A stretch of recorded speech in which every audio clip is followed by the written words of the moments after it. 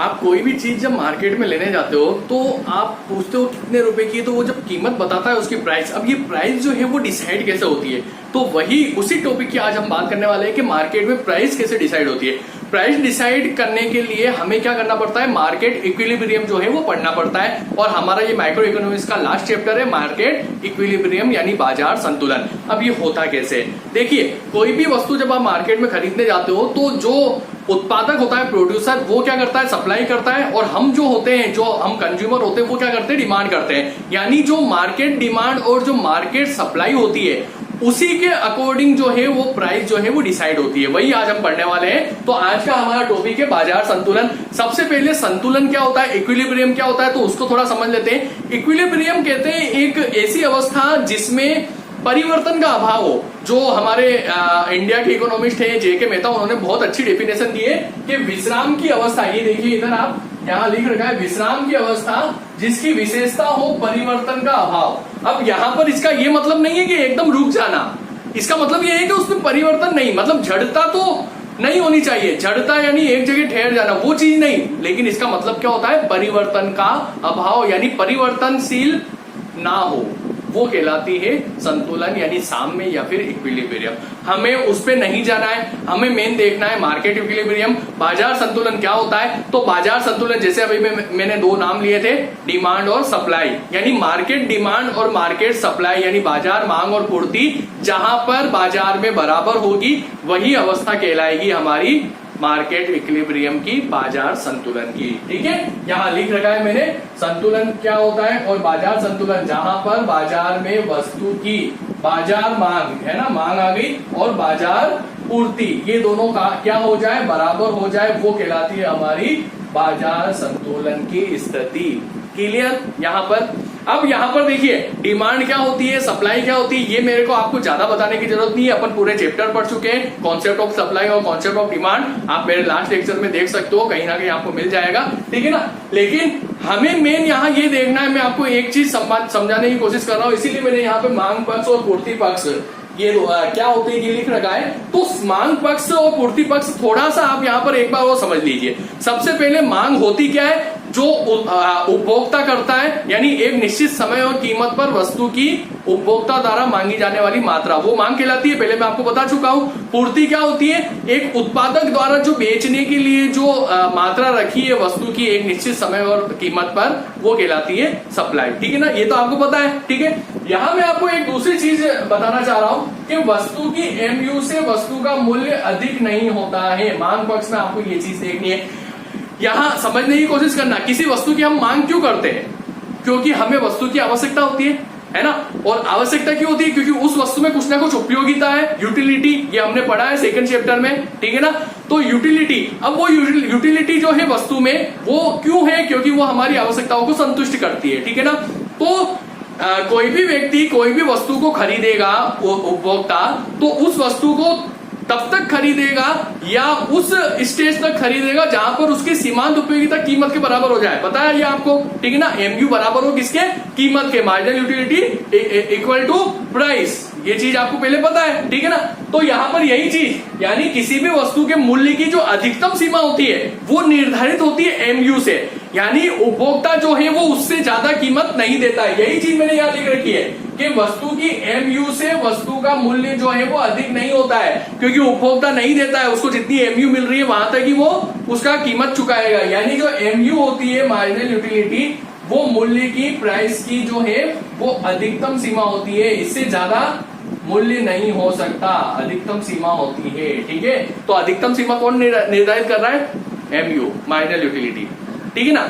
अब इसी तरीके से किसी वस्तु की उत्पादक जो है वो सप्लाई क्यों करता है, सप्लाई इसलिए करता है ताकि उसको लाभ मिले उसको बेचने से, ठीक है ना।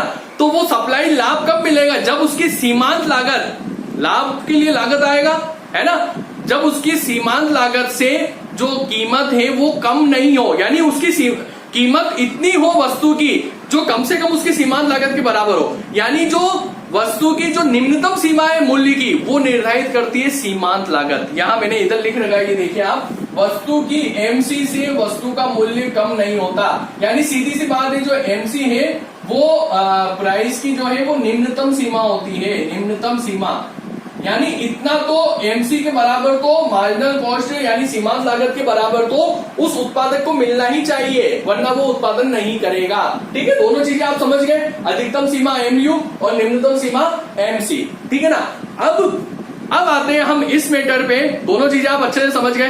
अब आते हैं हम बाजार संतुलन पे, वो कैसे होगा। देखिए, अब बाजार संतुलन, उपभोक्ता जो है वो वस्तु का कम से कम मूल्य देना चाहेगा ताकि उसको ज्यादा लॉस नहीं हो, और उत्पादक जो है वो अधिक से अधिक मूल्य लेना चाहेगा ताकि उसे अधिक लाभ हो, है ना।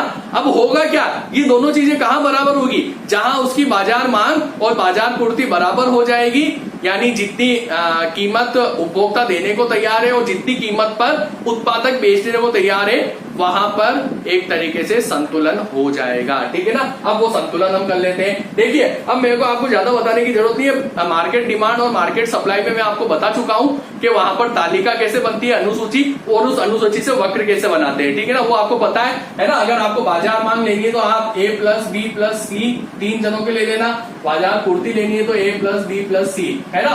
प्राइस जो है वो सेम रहेगी इधर भी और इधर भी। ठीक है ना, वहां पर जहां पे बराबर हो रहा होगा वहां पे संतुलन हो जाएगा, है ना। हम डायरेक्ट कर्व से इसको समझने की कोशिश करते हैं। जैसे जो डिमांड कर्व है मार्केट का डिमांड का, वो इस तरीके से बनेगा लगभग। ठीक है ना, एकदम सीधा मैं इसलिए नहीं बना रहा हूं क्योंकि बहुत सारे उपभोक्ता होंगे तो जरूरी नहीं सबका एकदम सीधा हो, तो इसलिए वजह से मैंने इसको इस तरीके से बनाया है। और जो सप्लाई कर्व है वो भी हम इस तरीके से बना लेते हैं। ये हो गया डिमांड कर्व, मार्केट डिमांड, ये हो गया सप्लाई कर्व, और ये हो गई हमारी एक्स और वाई एक्सिस। ठीक है ना। यहाँ पर अब यहाँ देखिए आप, यहाँ डिमांड और सप्लाई दोनों बराबर है, यानी यही हमारा इक्विलिब्रियम पॉइंट होगा, जहां पे प्राइस आपको पता है इधर होती है, क्वांटिटी इधर होती है, जहां पे कीमत होगी ओपी और जो क्वांटिटी होगी वो ओक्यू। ठीक है ना, ये कहलाता है संतुलन, मार्केट इक्विलिब्रियम।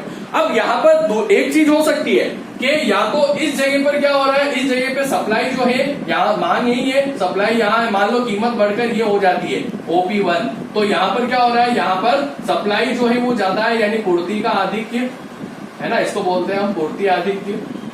अगर कीमत कम हो जाए, यहाँ पर मान लो P2 हो जाए, तो फिर क्या हो रहा है, तो फिर डिमांड ज्यादा हो रही है, यानी इसको बोलते हैं मांग आधिक्य। ठीक है ना। ये दोनों स्थितियां असंतुलन में हो सकती है, लेकिन दोनों ही स्थितियों में पुनः संतुलन इसी ही बिंदु पे हो जाएगा। फॉर एग्जांपल, अगर मान लो कीमत बढ़ जाती है और पूर्ति ज्यादा हो जाती है, पूर्ति ज्यादा है इसका मतलब वस्तु बेकार पड़ी है, तो अब उत्पादक क्या करेगा, बेकार पड़ी वस्तु को कम कीमत पे बेचने को भी तैयार हो जाएगा और वापस कीमत यहाँ आ जाएगी। यहाँ पर अगर मांग आधिक्य है, कीमत कम है ना, डिमांड ज्यादा कर रहे हैं लोग, तो उत्पादक क्या करेगा, उत्पादक कीमत बढ़ाएगा तो वापस इसी बिंदु पे आ जाएगा। यानी दोनों ही स्थितियों में जो डिमांड और सप्लाई की जो शक्तियां है वो क्रियाशील होगी और पुनः संतुलन इसी बिंदु पे होगा। मार्शल ने कहा है कि बाजार संतुलन कौन निर्धारित करता है, बाजार मांग और बाजार पूर्ति की शक्तियां जो है वो निर्धारित करती है बाजार संतुलन को। ठीक है ना, ओके। ये कहलाता है बाजार संतुलन, और असंतुलन होने पे ये दोनों स्थितियां होती है, वापस संतुलन यहाँ हो जाता है। इसका एक्सप्लेनेशन आपको ऐसे देना है, एक्स अक्ष पे क्या लिया, वाई अक्ष पे क्या लिया, ये बिंदु पे संतुलन हो रहा है जहाँ पे मात्रा OQ और कीमत OP है। ठीक है ना। असंतुलन होने की स्थिति में ये चीज होगी और ये चीज होगी, ये मैंने आपको बता रखा है बहुत अच्छी तरीके से। ठीक है ना, तो वो एक्सप्लेनेशन आप यहाँ पे लिख देना। ठीक है, ये हुआ आपका क्या, बाजार संतुलन।